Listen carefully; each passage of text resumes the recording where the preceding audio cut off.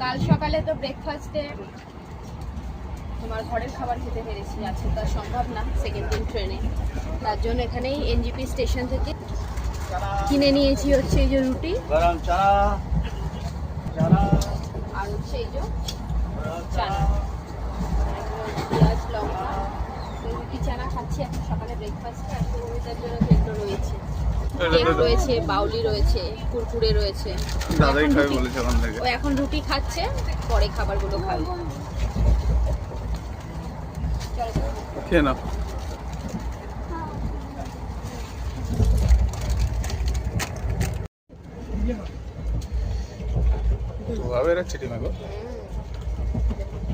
রুটি তরকারি শেষ না করতে করতে চলে এসছে ডিম সেদ্ধ। আর ডিম সেদ্ধ উঠেছে মানে ডিম সেদ্ধ তো খেতেই হবে, তাই না? ডিম সেদ্ধ তাড়াতাড়ি করে গরম ডিম হবে, ডিম সেদ্ধ হবে, ডিম সেদ্ধ মিস করাই যাবে। ডিম সেদ্ধ আমার তো ডিম সেদ্ধ খেতে খুব ভালো লাগে।